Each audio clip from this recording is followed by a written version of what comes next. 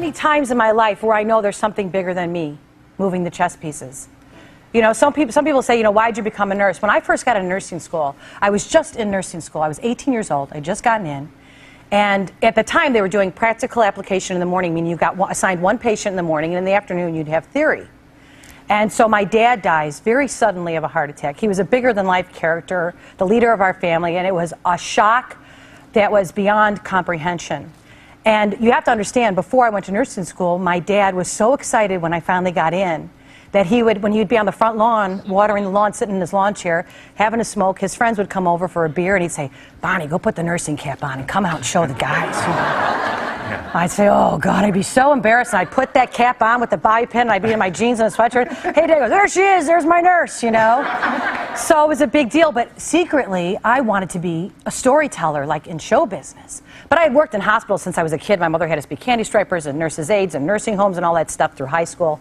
So my dad was like, this is the perfect fit for you, and if there's something else you want to do, you can do it. Well, I nearly get into school, and then my dad dies really suddenly. And I'm so full of anger. And I'm like, I can't go to school. And I told my mom, here's my mom in all this pain. You know, she's a young woman of 50 years old. My dad was 50. And he's gone, and there's 7 of us kids. And I said, Mom, I'm not going back to school because Dad's not going to be here to see me graduate, and it's not worth it.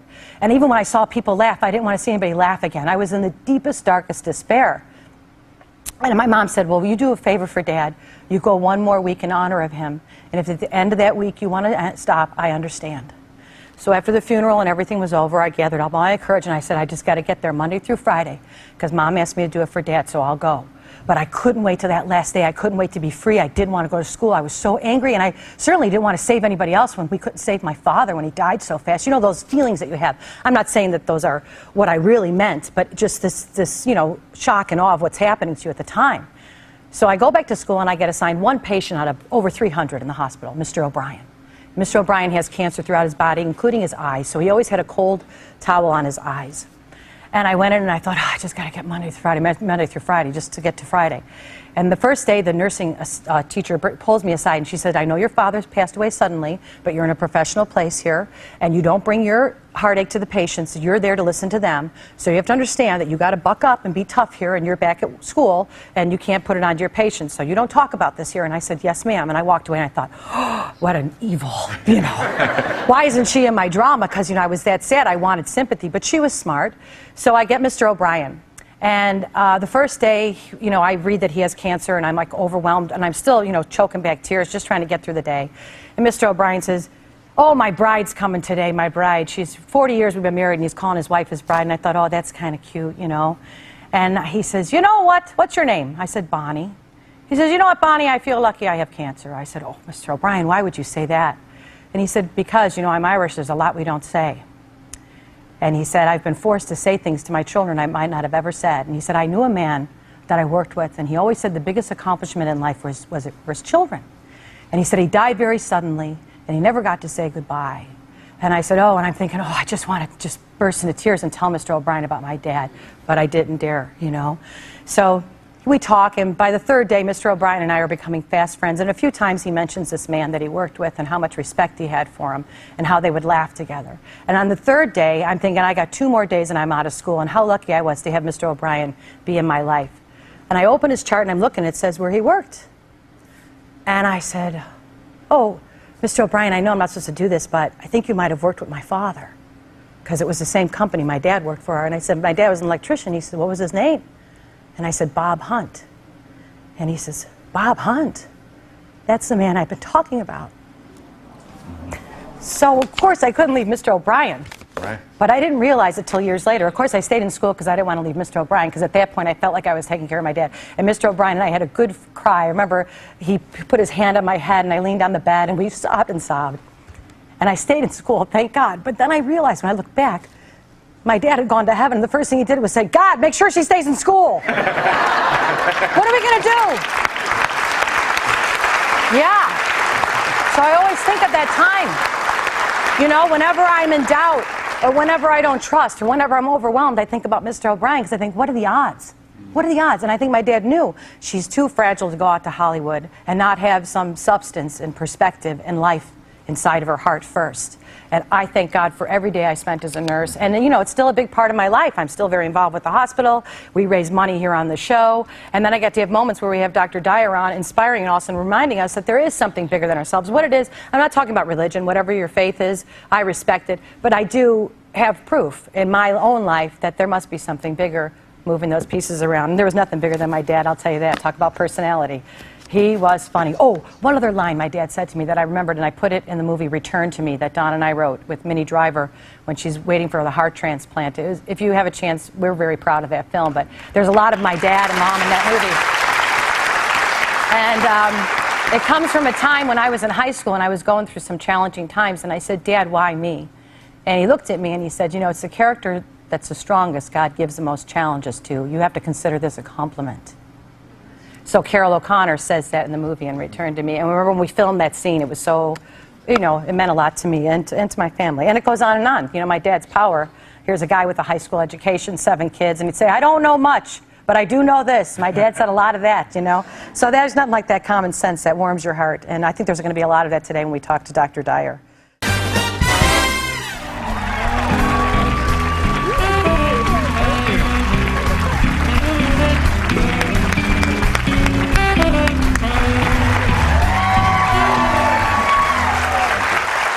Welcome back. Got me choked up with that story. My goodness. Well, your daughter's here today, Serena. She's going to come out later. She's right there, yes. Where are you, Serena? Oh, hi, honey. Good to see you. Yep. It'll be great. It'll be great to hear from her about you being her father. Talk about excuses. It's so interesting what you were talking about. Your father was watching back there, and you think about other people, you know, that that we have something bigger in our lives that we're all connected to. There is a source of some kind that is moving the pieces around, as you said. My own father walked out on our family when I was just a little boy. My mom had 3 little boys by the time she was only 22 years old, all under the age of 4. And he just disappeared and he left. And I grew up hating this man. I mean, I had so much anger toward him, and he married 5 additional women, and he died of cirrhosis of the liver. He was an alcoholic and so on. But it's interesting, many years later, when I kept trying to find him, and I used to be so angry at him. I'd wake up every morning and I'd be just sweating, and I'd have dreams about him and fighting him and all of this kind of thing. And it was 1974, I found out that he had been dead 10 years, and I didn't know it. And through a series of the most mysterious kinds of things, I rented a car. I found out that he was buried in Biloxi, Mississippi. The car that I rented didn't have a seatbelt on it, so I reached in and there was a little card inside the seatbelt, and it said, Candlelight Inn, Biloxi, Mississippi. And I was heading down to Biloxi where I was going. I put the card in my pocket, and I drove down to Biloxi from Columbus, Mississippi, where I was doing a little bit of work. And I arrived at the outskirts of the city, and I went to find out where my father was buried. There were 3 cemeteries in Biloxi. So I called the first one, there was no answer. I called the second one, that was busy. The third one was this tiny little listing, and I called, and this man came on after a long time, and I said, my father's name was Melvin Lyle Dyer. He died in 1964, 10 years ago. I just wanted to find my father. He went away for the longest time, and he said, yes, he said, your father's buried here. And it was like the end of a dream for me. And I said, well, how do I get to the cemetery? And he said, your father isn't really buried in a cemetery. He's buried on the grounds of the Candlelight Inn. And I reached into this cart that was in the rental car that I had rented, and on the back of it there was a map on how to get there. And I went to my father's grave, and I stood there for 3 hours. It was the 24th of August, it was 1964. And what I did in those 3 hours is I was angry at him, I stomped on him, I had other things I wanted to do on his grave. And finally, the last few minutes when I was there, something came over me, and I said, from this moment on, I send you love, and I forgive you for everything that you've done. And when I walked away from there, it was like everything in my life changed. I was overweight at the time, I was drinking at the time, I was in a very bad relationship, my writing wasn't doing the things that I wanted it to do. Was it the resentment? But what do you think happened in that moment? Forgiveness is the fragrance that the violet sheds on the heel that has crushed it. And I felt like my whole life totally turned around when I got rid of the anger and the resentment and the hatred, when you carry that stuff around. It's exhausting. Yeah, there's a Chinese proverb that says if you're going to pursue revenge, you'd better dig 2 graves, because it's going to kill you. Yeah, you and so poison my yourself. father, the person who walked out on me when I was just an infant and walked out on my mother and forced my mother to put her children into foster homes and so on, he was perhaps the most influential person in my life, because it was through the act of forgiveness that my whole career took off. I wrote Erroneous Owns, and 14 days after that, it became a worldwide bestseller, and everything in my life changed. I stopped drinking. I got myself back into shape. I started attracting the right people into my life. Everything changed just through the act of forgiveness. So your father had one impact, and my father, whom I've never even met, had another. Yeah, I think when we take a moment to take a deep breath and say there must be a reason, like there must be a reason for your father to become who he was. Who knows what happened to him? Yeah. And I still, despite, I say to my mother, I said, have you forgiven him? She said, look, you weren't married to the bastard, I was. We'll be right back. We'll be right back.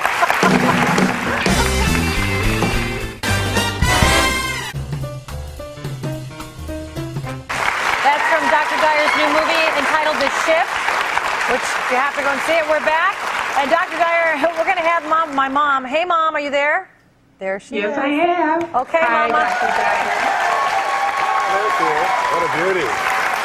She is cute. Mama, so I was talking to Dr. Dyer during the commercial break, because I was saying that the one argument we always have, and there's probably people out there that go through the same thing, is that my mom keeps and saves every single thing in the entire universe. So I always say when I'm going home... What, Mom? Well, Dr. Mom... Dyer, don't you believe that this is kind of from being a baby that was raised in the beyond, maybe about 2 years after the Depression, or during the Depression? I was raised in the same mentality. I was just telling Bonnie that when there's when my children throw away their they throw away their toothpaste tubes, I go through the garbage and I can brush my teeth for 3 weeks on what they throw away. And then little bars of soap, they'll throw them out, and I put them all together. I got the same issue. Here's a cabinet where I go, Mom, why do you have all this stuff? She goes, it's for arts and crafts. Here's one of the cabinets in the kitchen my sister opened. The old Pringles jar, egg carton. Mom, is someone calling you? I think so. My secretary's taking the call. One of her 7 kids. I'm not mad. I just go, Mom, can I clear it out and organize? She goes, don't touch it. Don't touch anything. And of course, Pringles container, that makes a great bang. Now, this is the other thing, Dr. Dyer. How do I let go of the fact that when I can't put everything away in the kitchen, it's all on the counters, because she has every plastic lid that came with any container? Well, you know what? I have a lot of grandchildren, so those are great for Frisbees. She says she makes up stuff because they have a regular Frisbee. They're not going to go outside and play Frisbee with a top from a Cool Whip container. Well, wait a minute. We have to argue about this point. No, I just want to ask Dr. Dyer about something. Years ago, Mom, when we were getting the house redone, we threw out a couple of old chairs and a couch. This is about 15 years ago. Whenever we're together, my mom will say, I cannot believe that couch and those chairs are gone. And we all leave our house feeling like we've done something horribly wrong. Why? Well, you know what? Guilt never hurt anybody. Yeah. A little guilt, that is. What I mean? You can't win. You're not going to win. I can't win. Talk about a virus. I've got the Alice virus in my mind. Right. No, but Bonnie, you know what my secret is? When I go to bed at night, I wrap up all my little heartaches and whatever despair I feel. I wrap it in a little ribbon, and I shove it off the cliff. And it goes down, down, down, and I have a good night's sleep. Mom. Look, I'm really happy. Can I ask you, could we take the couch and the chairs that were given away 15 years ago and shove them off that cliff?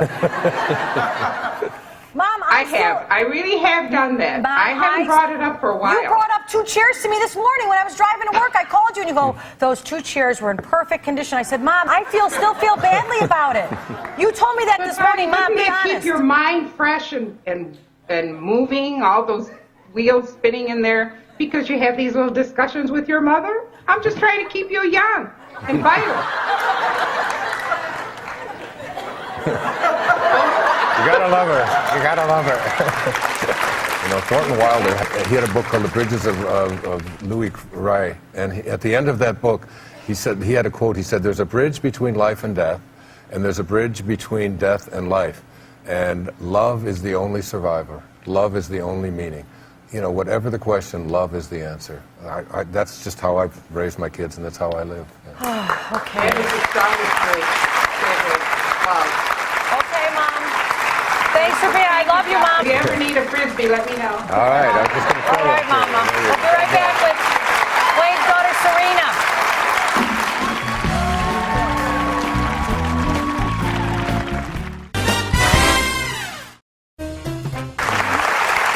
We're back with Dr. Wayne Dyer. He's going to answer some questions from our audience. And some people have written to the show as well. But I do want to ask you, what do you do when you grow up the way you did? And I know a lot about you growing up in orphanages and just everything you went through. I know even in my own life, when you have success, and I'm sure it's more than either of us could have imagined. You know, I didn't think beyond the neighborhood. What do you do about the guilt that comes with it? Like, I always feel like, oh, I better, I don't know, do something else, or I feel panicked about it sometimes. I think guilt is just a complete waste of energy. I mean, Well, what if you're conditioned with it, though? Like, I always think if I'm too happy, I'll go outside and get hit by a bus. Yeah. You know? But it's one of the things that we're trained to do. Is that we're not trained to be content. We're not trained to believe that we're entitled to happiness, that we're worthy. Somehow, and I call these are things that we call memes. You know, that they're sort of like mind viruses. They're handed to us when we're just a little child. You know, like a virus in your body or a virus in your computer is something that just keeps duplicating, and it replicates, and it infiltrates, and it spreads and spreads and spreads. Mind viruses are exactly the same thing. Only there's no thing there. And these are viruses that we're told over and over. You don't deserve success. You know, you should be ashamed. You're not as competent as other people. Things aren't going to work out for you, and so on. I know. And when you begin to realize that they're just ideas, they're thoughts, and the fact is that none of them are true. You know, they're just things that we carry around. I always say to people, don't believe everything you think, because most of the thoughts that you have, simply when you put it to the test, they're just not true. They don't hold up. And that idea, how do you feel guilty about something? What is guilt? Guilt can only take place in the present moment. All right. Guilt is things that you're guilty about over the past. Worry is about what's going to happen in the future. My teacher in India said to me, "It makes no sense to worry about the things you have no control over, because if you have no control over them, it makes no sense to worry about them." And then he said, "It makes no sense to worry about the things that you do have control over." That's where I was going to go. Because if you've got control over, it makes no sense to worry about. There goes everything that is possible to worry about and everything that is possible to be guilty about. It just makes no sense. There's absolutely nothing in it for you to do. So instead, what about like why not, something? Well, you've been through divorce. I have. Like, and I get letters all the time because I talk about my divorce in the show, and you know, even though it was amicable and everything else, sometimes I still feel guilty. Like, why couldn't I have been better at it or knew more about myself? You know, like that kind of bothers me sometimes. You know, at nighttime when everything shows up, that's what I think. But everything's great during the day, and my head hits a pillow, and I'm like, wow, everything I ever worried about is back to meeting. Yeah. But do you ever look back at the times of your divorce or your separation or your illness or any of the things and say, without those things, I couldn't be where I am today? I mean, and it was probably the most important thing that ever happened to me in my life. Oh, that's true. I mean, that goes back to Mr. O'Brien. Right. I go back to when my wife and I separated 10 years ago, and we're still not divorced. We don't live together, but we're very close friends, and we have 7 children together, and I respect her enormously. But out of the depression and the anxiety and the hurt and the pain of that separation, all those things, I felt it desperately every day. Out of that came some of the best writing that I've ever done in my life. The Power of Intention and Inspiration, Change Your Thoughts. Yeah, faces you to look at yourself. It makes you more compassionate when you're going. And I couldn't have been as compassionate, as good a man. You know, so I say true nobility, it's not about being better than anybody else. It's about being better than you used to be. And I just think I'm better as a man than I used to be about everything in my life. And I look back at all of the obstacles and the struggles and all of that. Elizabeth Kubler-Ross, you remember her? Of course, she was a wonderful friend of mine. You knew her? Yes, I did. And she wrote all the books on death and dying. Right. She said that if you shield the mountain from the windstorms, you'll never see the beauty of the carvings. You know, it's like the storms of your life allow you to have all of the great things, the divorce, the struggle, the illnesses, the abandonments, my father walking out on me. When I think about a bigger picture, I think perhaps when the day comes when I do, reunite with this person, I'll be able to say, you taught me about forgiveness, and as a result of that, I was able to teach millions and millions of people. And if you hadn't done that, and who's to know that it wasn't all orchestrated in this way? So the struggles, the problems, the difficulties, they're things to be grateful for instead of to be cursing. Yeah. All right, I took up all this segment. We're going to come right back, and then we'll take questions from the audience, so stay tuned.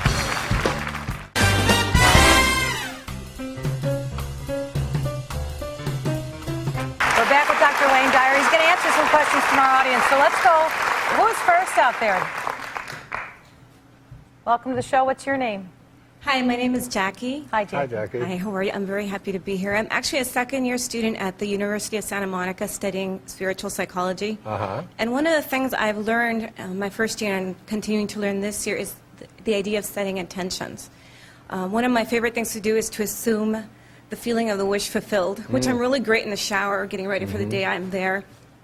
But as the day goes by and real life things start to happen, I feel the fear coming up, I feel the anxiety coming up, and that lovely feeling I was very happy to have in that shower has left. By the end of the day, and as Bonnie was saying before, at night when you're sitting there and all you can think about is what ifs and how am I going to do that, that my intention doesn't have the same power by the end of the day. Right.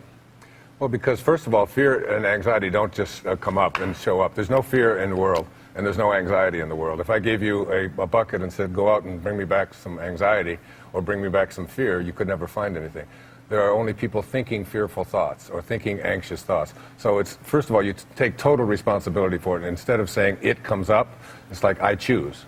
I choose to start thinking in these ways. You mentioned assuming the feeling of the wish fulfilled. That's a book that I'm going to be writing next year about wishes fulfilled. Your imagination is the greatest gift that you've ever been given in your life. Einstein said that imagination is much more important than knowledge. Everything that exists in this whole universe was first a thought. It was all had to be thought first. So our imagination is where all things are created. When you have a thought in your mind about what it is that you want to create, and along comes these things that you're talking about, this anxiety that you're choosing, this fear that you're choosing, instead of going to the place where you've been trained to say, things are not going to work out, this is going to be terrible, my life isn't going to be the way I want it to be, what you want to do is go back to assuming the feeling of the wish fulfilled. What have you said to yourself in your imagination? Things are going to work out for me. This is my intention. I intend to create the world that I want to have. I'm going to make the thing that I want to do happen. Instead of taking all the other things that are out there, what you hear on the news, what your friends tell you, and all of that kind of thing, you immediately go back to the subjective view of assuming the feeling of the wish fulfilled. And once you begin to do that, instead of thinking about the end, you start thinking from the end. You go through your life. It's like I'm writing a book called Wishes Fulfilled. I don't start it for another 6 months. I already have the cover. I already have the jacket. I have the design on it. And Serena will tell you, it sits there right in the living room. Every single day I look at that because I assume the feeling of that wish already being fulfilled. Now I know that I don't write the books. God writes all the books and delivers all the speeches and builds all the bridges. That I'm just an instrument of that. And I will allow it to flow through me because I'm not thinking about whether I can do it. I'm already thinking about it being completed. Think from the end instead of about the end, and you'll have it solved. Wow. Thank you very much. You're very welcome. I think Jackie's next. I have a book coming out next year called All the Things You Should Worry About When Your Head Hits the Pillow. Yeah, it's the title I'm working on. Actually, there's something very brilliant in that because the last 5 minutes before you go to sleep at night, you're about to marinate yourself in your subconscious mind. You don't want to be thinking about all the things that didn't work out. I know. You want to be going through and reviewing all the things that are going to work out, and then your subconscious mind, you now have 8 hours to marinate in that instead of all the things that aren't going to work out. Hi, what's your name, dear? Hi, my name's Alethea, and I would like to know how you get yourself to stop saying, I'll do it tomorrow, and get yourself motivated to do it today and to stay motivated. Okay, let me give Want you... to answer that next time you're on? Yeah, don't go away. Say it right now. Say it right now. I will do it today. I will do it today. Okay, that's how you do it. You live in the present moment. Instead of telling yourself, which these are thoughts that you have over and over again, that I'm a procrastinator and I can't get things done, you begin to affirm that it's already done, that I already have the capacity to do it. And just by shifting your thoughts away, that's why we call the film The Shift. You make a shift away from I can't do something to I not only intend to do it, but I'm already completing it right here, right now, in this moment. And that dog was a reminder of that. Yeah, right. Okay? Thank you. You're very welcome. We have, one more, and then we'll go to break. Okay. Hi. Hi, my name is Fran.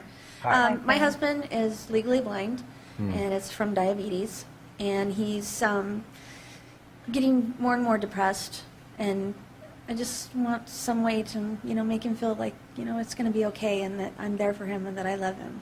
You want to be like that. You want to be someone who always comes to your husband in a place of things are going to work out. I believe in you. I love you. If you lose your eyes, I'll be your eyes. I'm here for you. Instead of you see he's depressed and you say, oh my God, he's depressed, so now I'm going to be depressed. Or Sometimes you do it because you feel like it makes them feel better if you're depressed with them, because you feel like you're respecting their sadness. But all you're doing is intensifying Right. and doubling the amount of depression that's in the room. So that no one has gotten undepressed because someone is more depressed. Thank you. So I'll just be a comedian in my... There you go. Make them Spare time. laugh. Right, It's so absolutely. powerful. Make Right. them laugh. Yeah. And Thank we'll you. all pray for both of you. Yes. Okay, we'll be right back. All right, we'll come right back.